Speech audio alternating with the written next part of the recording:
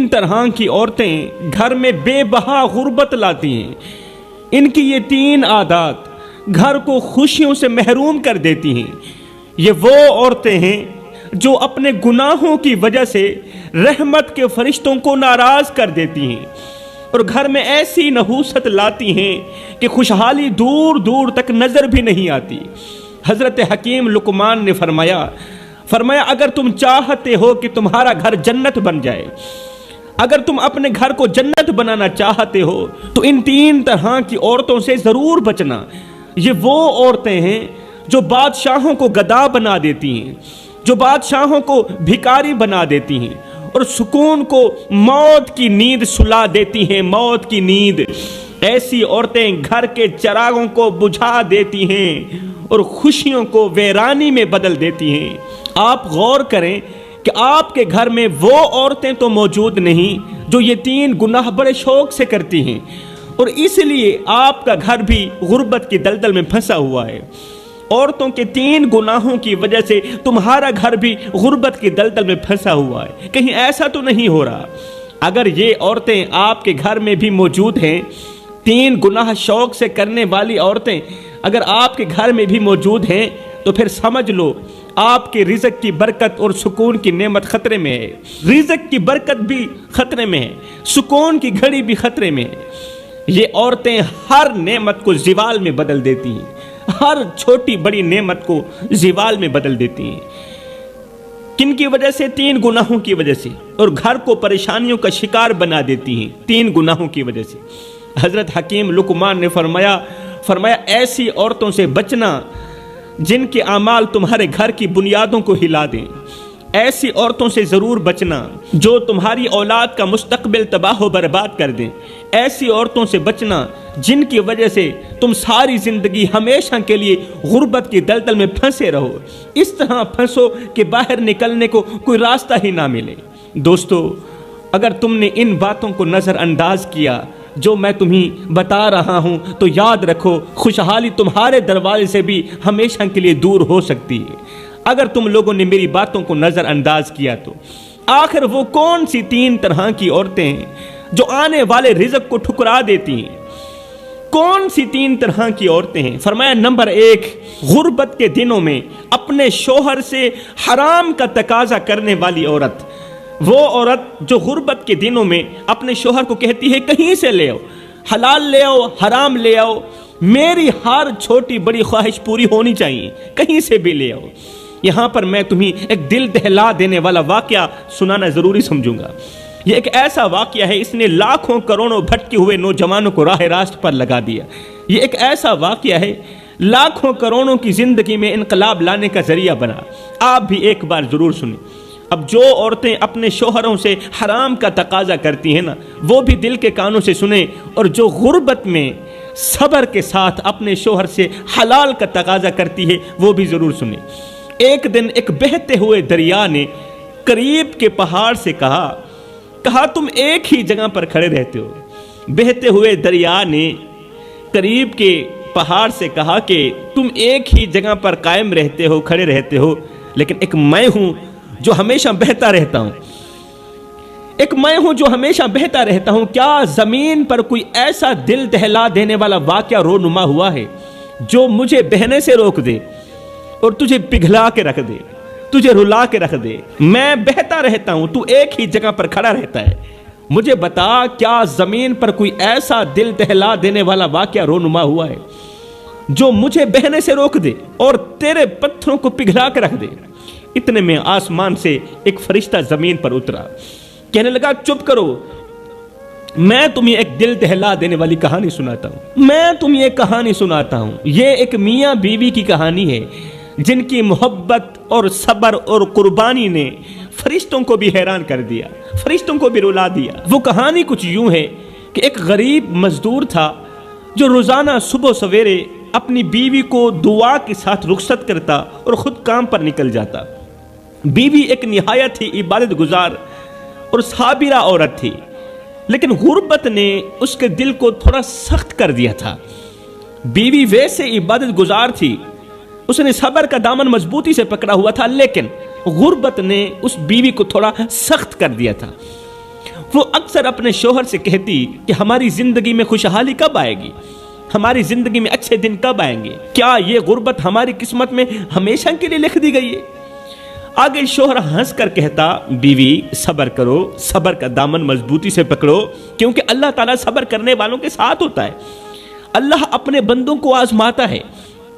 اللہ کے جو پیارے ہوتے ہیں نا، شوہر ہنس کر اپنی بیوی کو کہہ رہا تھا کہ اللہ کے جو پیارے ہوتے ہیں نا، اللہ کے جو محبوب بندے ہوتے ہیں نا، اللہ تعالیٰ انہیں آزماتا ہے۔ آزمانے کے بعد جب اس کے بندے کامیاب ہو جاتے ہیں، آزمائش میں کامیاب ہو جاتے ہیں، تو پھر اللہ اپنے بندوں کو اتنا نوازتا ہے کہ پھر حد کر دیتا ہے۔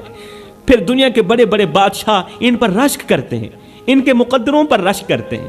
مجھے اللہ پر یقین ہے کہ وہ ہماری دعائیں ضرور سنے گا، اللہ ہماری دعائیں ضرور سنے گا۔ لیکن بیوی کے دل میں بے چینی بڑھتی جا رہی تھی۔ کس چیز کی بے چینی؟ غربت کی بے چینی، کہ اس کی بیوی کا کوئی بھی خواب پورا نہیں ہوتا تھا غربت کی وجہ سے، کہ آخر ہم ان برے دنوں سے کب نکلیں گے، اس غربت کی دلدل سے کب نکلیں گے۔ ایک دن شوہر بیمار پڑ گیا، شوہر بیمار ہو گیا اور کام پر نہ جا سکا۔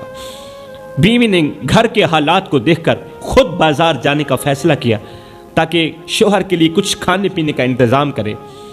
لیکن بازار پہنچ کر اس کے پاس پیسے نہیں تھے، کھانا خریدنے کے لیے پیسے نہیں تھے۔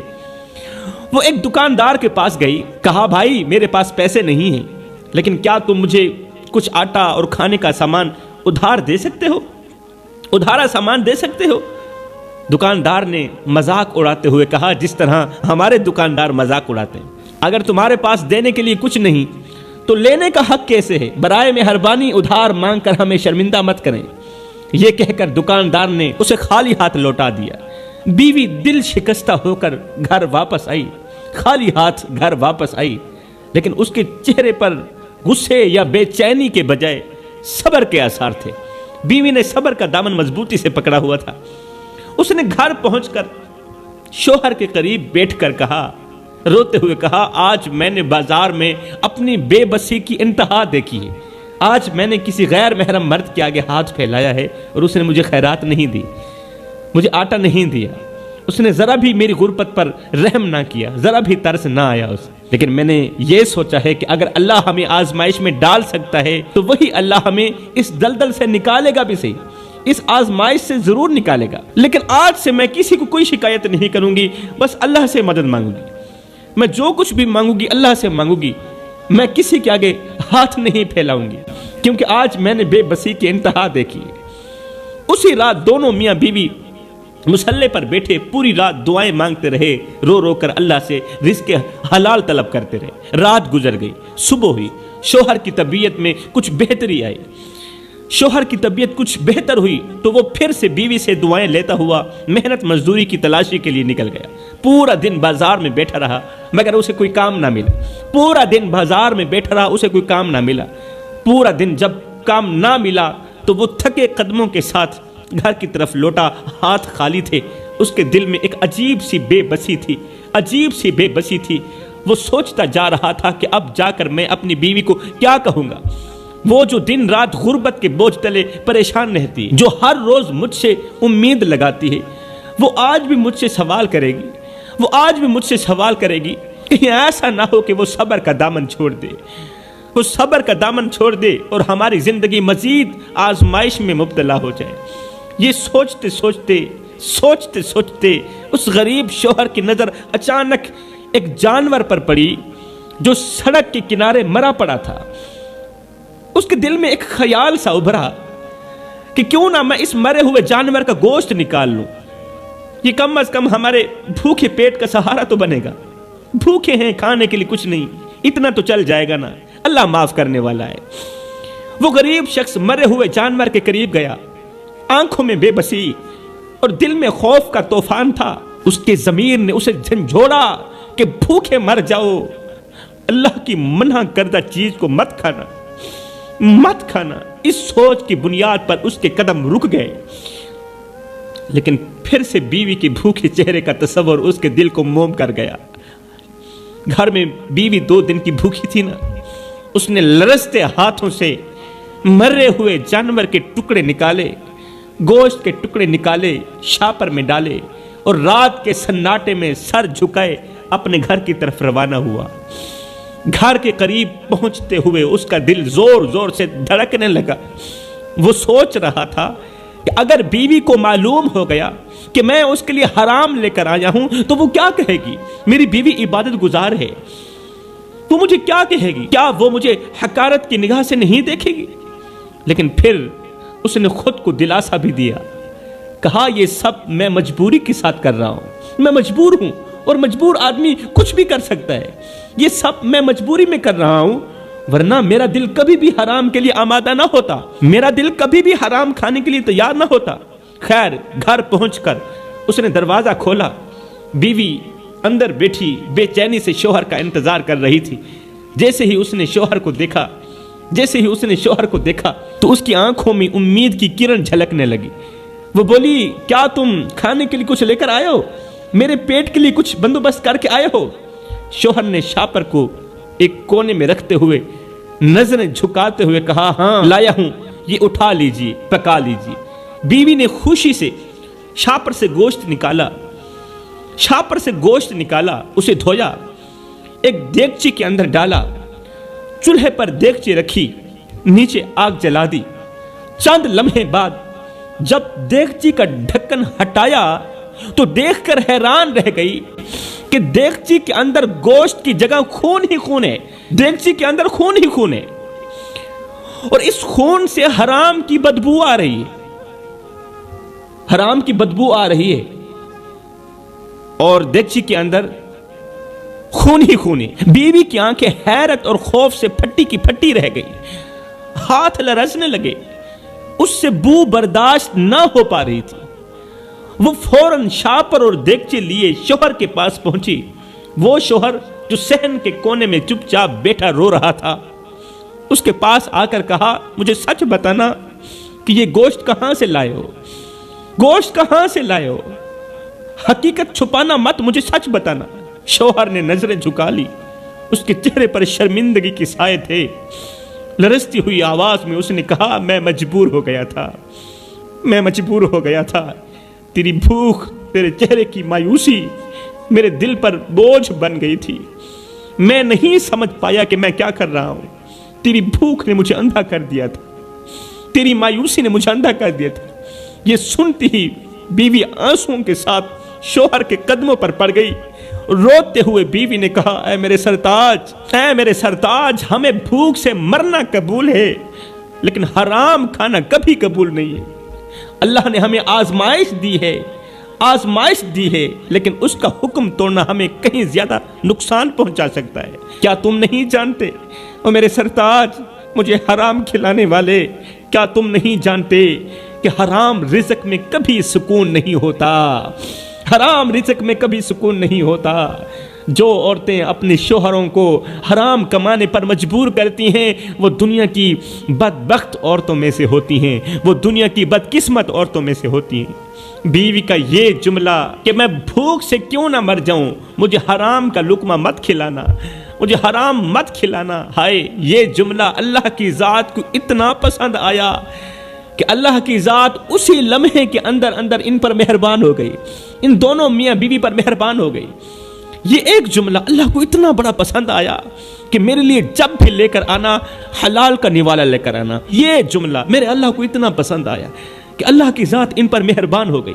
اے میرے شوہر، میں بھوک سے کیوں نہ مر جاؤں، مجھے حرام مت کھلانا، مجھے موت منظور ہے، حرام منظور نہیں ہے، موت قبول ہے، حرام قبول نہیں ہے۔ مطلب کہ عورت کا یہ ایک ایسا جملہ ہے جو گھر میں بے بہار رزق لاتا ہے، غیب سے رزق لاتا ہے۔ اب پوری رات یہ عبادت میں بیٹھے رہے، اللہ کی عبادت میں مصروف رہے۔ دوسرے دن کا سورج طلوع ہوا، اس کا شوہر گھر کے باہر بیٹھا تھا، اچانک ایک اجنبی شخص ان کے دروازے پر آیا، کیونکہ اب آزمائش کے دن نکل چکے تھے، اب پریشانیوں کے دن ختم ہو چکے تھے، اب اچھے دن آنے والے تھے۔ اچانک ایک اجنبی شخص ان کے دروازے پر آیا اور کہا کہ بھائی، میں آپ کے گھر کے پاس سے گزرا، آپ کے گھر سے مجھے جنت کی خوشبو آئی ہے، کیا میں یہاں ایک رات گزار سکتا ہوں؟ جنت کے اندر مجھے ایک رات گزارنے دو گے؟ کیا میں ایک رات گزار سکتا ہوں؟ یہ بات سنتے ہی یہ غریب شخص پریشان ہو گیا کہ اگر میں نے مہمان کو اپنے گھر بٹھا دیا تو ظاہر ہے کھانا بھی کھلانا پڑے گا، پانی بھی پلانا پڑے گا، جبکہ ہمارے گھر میں روٹی کا ایک ٹکڑا بھی موجود نہیں، سوکھی روٹی کا ٹکڑا بھی موجود نہیں، ہمارے اپنے کھانے کو نہیں، مہمان کو کیا کھلائیں گے؟ بیوی نے کہا تم پریشان مت ہو، مہمان کو اپنے کمرے کے اندر بٹھاؤ، مہمان کو اندر جگہ دو، کمرے کے اندر بٹھاؤ، اور یہ لو میرا ایک لباس، یہ لو میرا ایک لباس، بیچ کر مہمان کے لیے کھانے پینے کا بندوبست کرو۔ شوہر نے ایسا ہی کیا، شوہر نے ایسا ہی کیا۔ اجنبی شخص نے وہیں رات گزاری اور صبح جاتے وقت ایک تھیلا دیا غریب کو۔ اجنبی نے صبح واپس جاتے وقت اس نے غریب کو ایک تھیلا دیا اور ساتھ میں کہا یہ جو تھیلا ہے یہ آج سے 20 سال پہلے میرے مرشد نے مجھے دیا تھا، اور ساتھ میں کہا تھا کہ جب بھی اور کہیں بھی جس گھر کے اندر سے تجھے جنت کی خوشبو آئے، اللہ اکبر، زندگی کے کسی موڑ پر بھی، کسی سفر میں بھی، جب بھی اور کہیں بھی جس گھر کے اندر سے تجھے جنت کی خوشبو آئے، بس یہ امانت ان گھر والوں کو دے دینا۔ اس جنت کے اندر جو لوگ رہائش پذیر ہیں، یہ امانت اس گھر میں رہنے والوں کے سپرد کر دینا، یہ امانت اس جنت کے اندر رہنے والوں کے سپرد کر دینا۔ لہٰذا بھائی یہ لیجیے آپ کی امانت، اور مجھے اجازت دیجیے میں یہاں سے جا رہا ہوں۔ وہ تھیلا دے کر امانت ان کے سپرد کر کے مہمان وہاں سے چلا گیا۔ جب شوہر اور بیوی نے تھیلا کھولا تو دیکھ کر حیران رہ گئے کہ اس میں سونے اور چاندی کے سکے بھرے ہوئے تھے، کیونکہ اب مشکل وقت ختم ہو چکا تھا، اب آگے آسانیاں ہی آسانیاں تھیں، کیونکہ ہر مشکل کے بعد آسانی ہوتی ہے۔ تھیلا سکوں سے بھرا ہوا تھا، اور وہ سکے چاندی کے نہیں تھے، وہ سکے سونے کے تھے۔ میرے بھائیو، یہ واقعہ ہمیں سبق دیتا ہے کہ جو عورتیں ہمیشہ اپنے شوہروں سے حلال کا تقاضا کرتی ہیں وہ اپنی زندگی میں اچھے دن ضرور دیکھتی ہیں۔ قسم ہے اللہ پاک کی، ایسی عورتیں اپنی زندگی میں اچھے دن ضرور دیکھتی ہیں، اپنی زندگی میں عروج ضرور دیکھتی ہیں۔ ایسی عورتیں جلد ہی مشکلات سے نکل جاتی ہیں۔ آج میرے معاشرے کی ہر ایک عورت پریشانی کی دلدل میں کیوں پھنسی ہوئی پتہ ہے تمہیں؟ صرف اس لیے کہ یہ عورت حلال اور حرام کی تمیز نہیں کر پا رہی، اسے حلال و حرام کی تمیز کا پتہ ہی نہیں ہے، اس لیے تو اس کے گھر میں پریشانیوں کے علاوہ اور کچھ بھی نہیں۔ تو فرمایا اگر تم اپنے گھر میں بے بہا رزق لانا چاہتی ہو، غربت اور پریشانیوں سے بچنا چاہتی ہو، تو اپنے شوہر سے حلال کی ڈیمانڈ کرو، حرام سے بچو، پھر دیکھنا کیسے تمہارے گھر میں خوشحالیاں آتی ہیں، پھر دیکھنا تم زیرو سے ہیرو بن جاؤ گے۔ گھر کا رزق ختم کرنے والا جو دوسرا گناہ ہے وہ ہے تکبر۔ تکبر چاہے مال کا ہو، دولت کا ہو، حسب کا ہو، نسب کا ہو، انسان کو تباہ و برباد کر کے ہی دم لیتا ہے۔ تیسرا گناہ مال کے ہونے کے باوجود بھی جو عورتیں دروازے پر آئے کسی سائل کو روٹی نہیں دیتی، کسی ضرورت مند کی ضرورت کو پورا نہیں کرتی، جو عورت فقیر کو خیرات نہیں دیتی، مال بھی ہے، دولت بھی ہے، پھر بھی غریب کی مدد نہیں کر پا رہی، ایسی عورت کبھی بھی زندگی میں اچھے دن نہیں